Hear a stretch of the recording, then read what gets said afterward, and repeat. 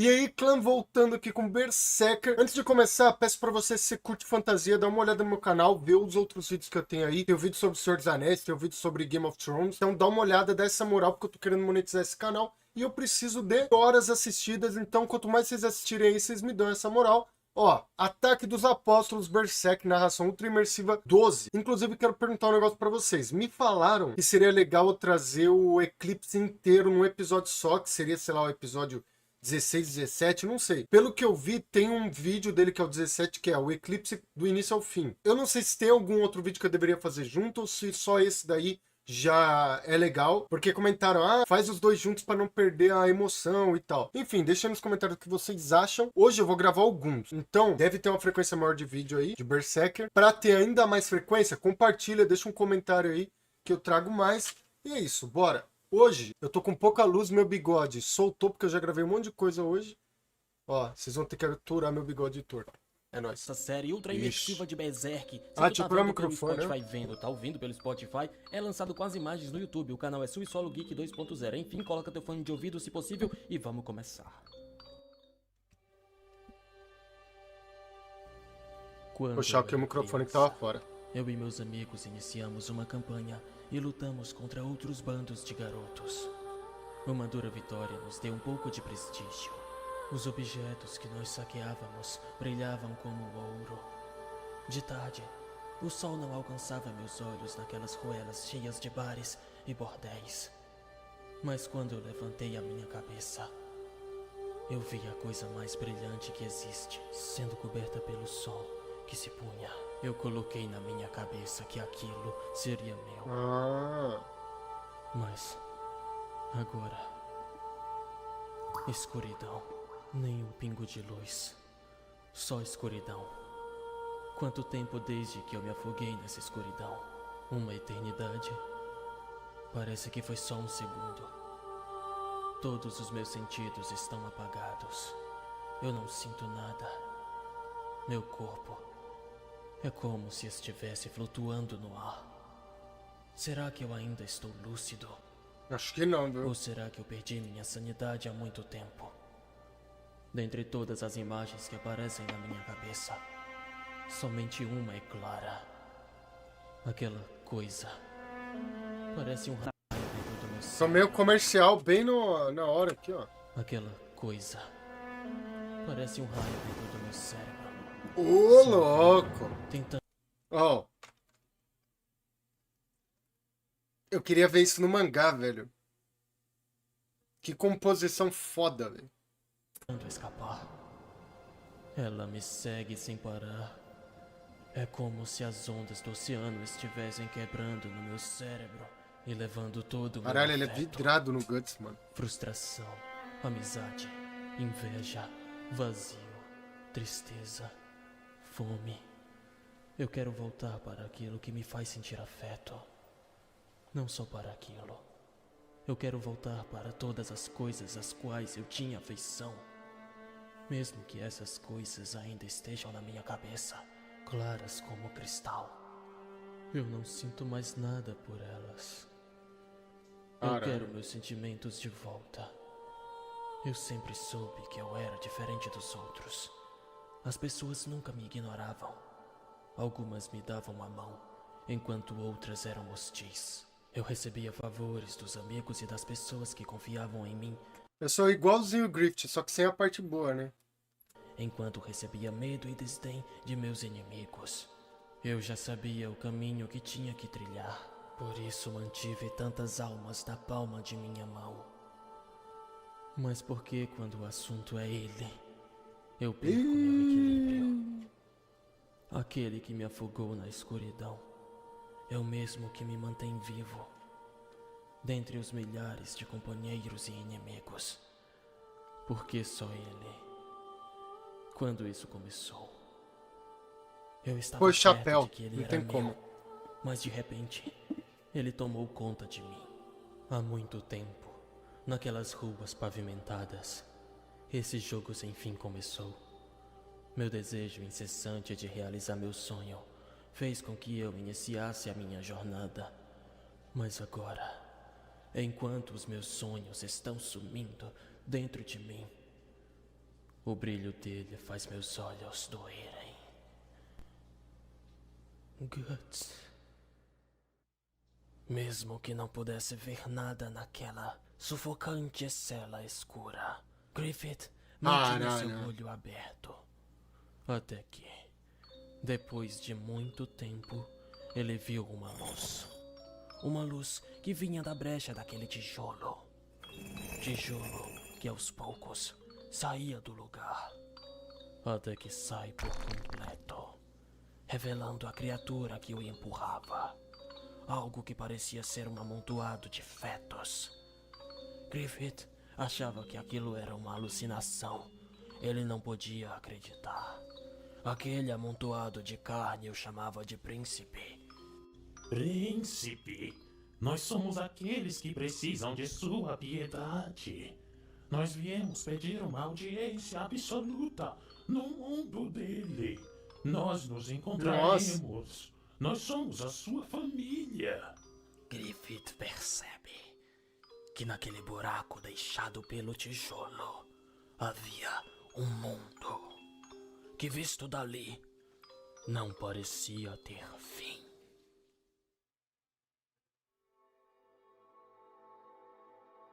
O Castelo Infinito.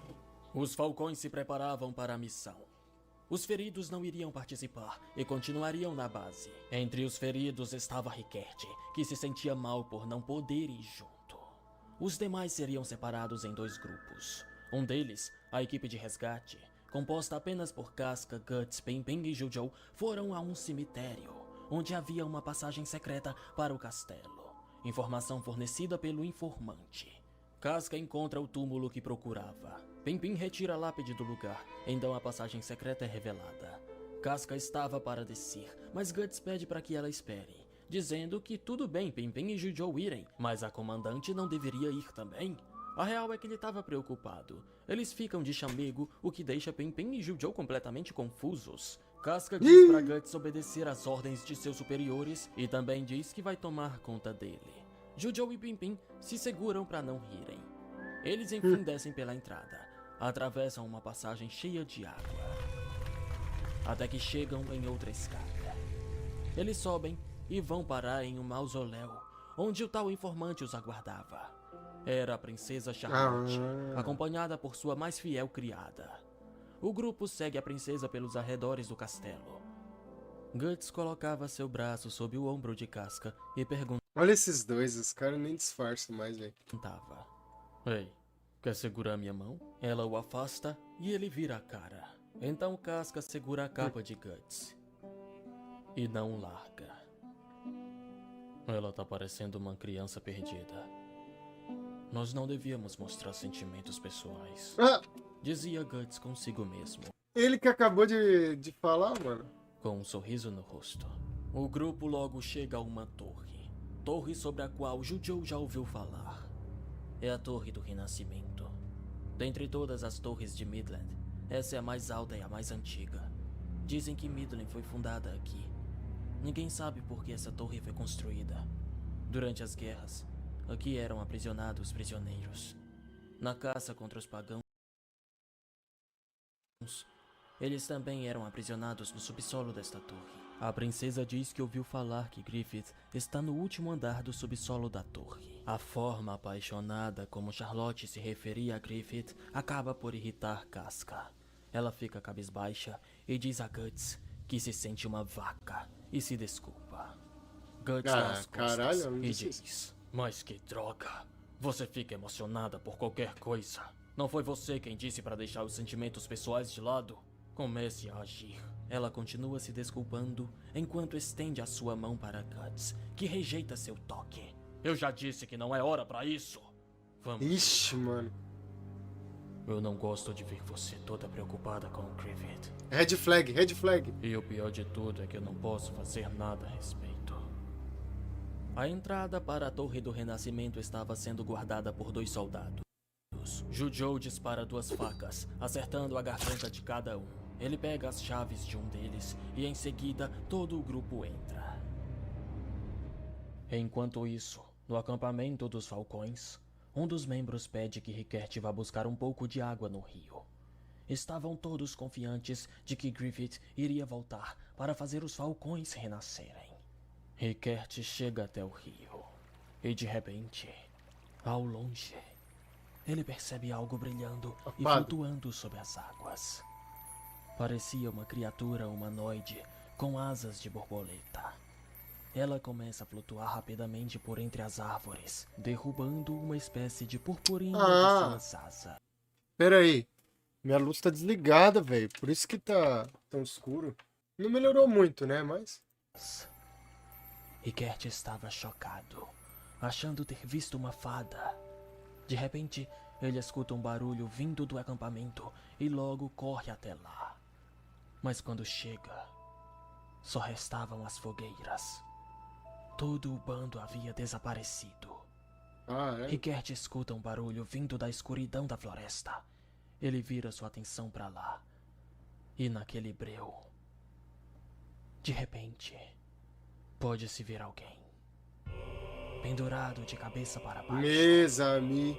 Aquele corpo se aproximava. Corra, Run, Rickert, run. ele dizia.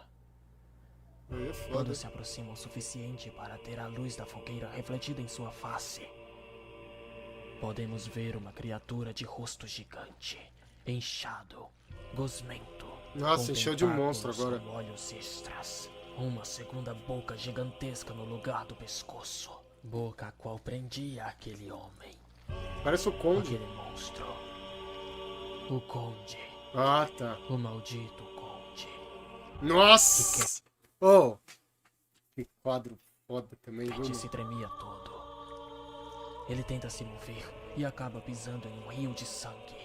Sangue que vinha da pilha de corpos mortos dos falcões. Em cima deles, haviam insetos humanoides gigantes. Acima de Rickert, em um galho de árvore, aquela criatura que parecia uma fada. Ela parecia ser a líder dos insetos e dá ordem para eles atacarem o garoto. O Conde fazia o mesmo. Mas de repente, atrás de Rickert, o Cavaleiro Caveira aparece. Nossa. Saca O sua Rei espada Caveira. e manda os outros monstros irem embora. Não irei permitir que vocês continuem a denegrir esse local. Os monstros não se atrevem em confrontar o Cavaleiro e vão embora. Só nesse momento, parece ter caído a ficha para Rickert. Ele começa a gritar, chorar e se perguntar o que foi isso.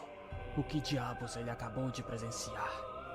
Ao olhar para trás, o Cavaleiro Caveira também havia sumido na névoa. E utilizando Já seu era, ficou cavalo, louco. ele pulava entre as árvores.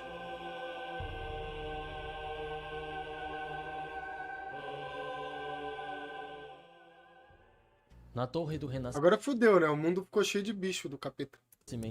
Guts e os demais desciam pelas intermináveis escadas circulares. A princesa acaba se assustando com o rosto deformado de um dos prisioneiros. Ela cai e diz que seus joelhos estão fracos. Droga, não tem jeito. Que rapariga mimada. Beleza, sobe aí, eu te Caralho. carrego. Charlotte então sobe nas costas de Guts. Casca parece não ter gostado, mas não diz nada. Apenas vira seu olhar e continua o caminho. Aquelas escadarias pareciam não ter fim. Charlotte diz que seu pai havia lhe contado que esse subterrâneo tem a profundidade igual ao tamanho da torre. Ela comenta que essa cratera já estava aí mesmo antes da torre existir. Guts se perguntava o que havia lá no fundo. A princesa então questiona se algum deles sabem a origem do nome Midland. Ela começa a contar algo que aprendeu com sua professora de história. Algo que aconteceu há 1000 anos atrás. Nesse continente, haviam muitas tribos que batalhavam constantemente. Era uma era de conflito. Por causa dessa guerra sem fim, muitos corpos... Ô, fazer um adendo aqui, ó. Tá vendo essas paradas aqui, ó? Cadê? Eu não consigo apontar. Aqui, ó. Esses negócios com cara de cavalo. Isso era um instrumento usado. Esqueci o nome agora. Se eu lembrar, depois eu boto na edição. Mas era um instrumento usado muito pelos celtas lá na Inglaterra, né? Se eu não me engano. Enfim, era um instrumento usado para assustar as pessoas. Porque ele é uma corneta gigante e ele faz um maior barulhão. Aí as pessoas viam, né, principalmente os romanos, se eu não me engano, eles viam na névoa só a cabeça do cavalo, assim, ó, alto pra caralho, porque você tá vendo que é gigante, né, o negócio. E aí eles sopravam e fazia aquele barulho bizarro, né? Aí você imagina, de noite ou com aquele clima meio de névoa e tal, só esse bando de coisa escrota aí, aquele barulhão, nossa, devia ser assustador, mano, bizarro.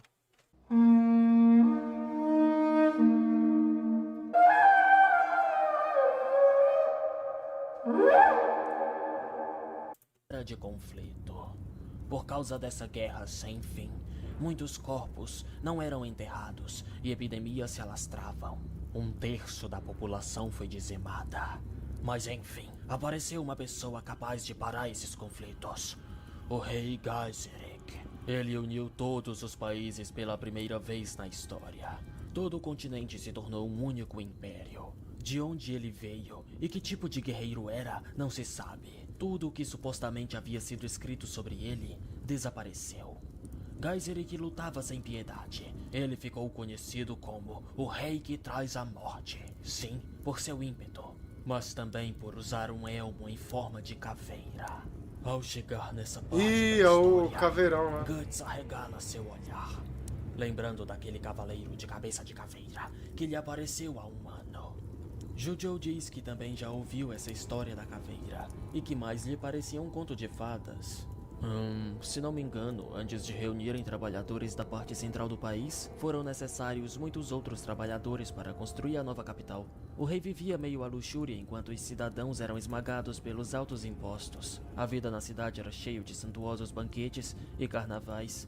Então Deus enviou 5 anjos para punir o rei Gaiseric. A cidade desapareceu em uma única noite, abaixo de nuvens e trovões, sem deixar nenhuma evidência. Completa Jojo. E em seguida pergunta à princesa qual a relação da cratera com essa lenda. Ela responde que não é uma lenda. Ao menos a cidade a qual ela falou existiu. O nome da capital era Kunio-Shuonoji, que significa Midland. Mas por causa de um desastre natural, a cidade desapareceu e alguns de seus vestígios se encontram no fundo dessa cratera. A princesa continua dizendo que depois da morte do imperador e da destruição da capital, o continente lentamente se dividiu em muitos países. Como Gaiseric não tinha herdeiros, foi uma era de batalhas. Em todos os países, só havia uma família relacionada ao imperador Gaiseric, a Casa Midland. Ao menos, foi isso que a princesa aprendeu. Ela diz que muitos já tentaram investigar essa cratera, mas ninguém voltou vivo. Casca esbarra em uma parede e acaba derrubando sua tocha, que cai naquele quase infinito buraco. Ao finalmente chegar no chão, podemos ver uma pilha de cadáveres putrefatos. Caralho. Todos com uma coisa em comum: marcas em suas testas, todos marcados como sacrifícios. Guts e os demais obviamente não conseguiram ver nada dada a tamanha distância, então seguiram seu caminho. Mas alguém em meio à escuridão os perseguia. Nossa, é o Eles finalmente torturador. chegam na última cela. A princesa começa a bater na porta, chamando por Griffith. Casca se tremia toda, e Guts toca em seu ombro, tentando acalmá-la. Ela pega as chaves e destranca a porta. Utilizando a lamparina, ela tentava iluminar aquele breu. O cheiro era horrível. Eles continuam caminhando pra frente, até que encontram um corpo largado no chão. Nossa. Griffith. Caralho. Bom dia. Não! Obrigado a quem assistiu o vídeo até aqui. Na tela vai estar aparecendo a chave. Acabou. Acabou o Suco Era Doce. Em breve vai sair a parte 13. Então, se inscreve no canal pra não perder. Clica aí na playlist e tal. Ativa o sininho. Faz todas essas porra aí. E é nóis. Um beijo, um abraço e falou. Eu já vou começar o outro que eu não sou bobo.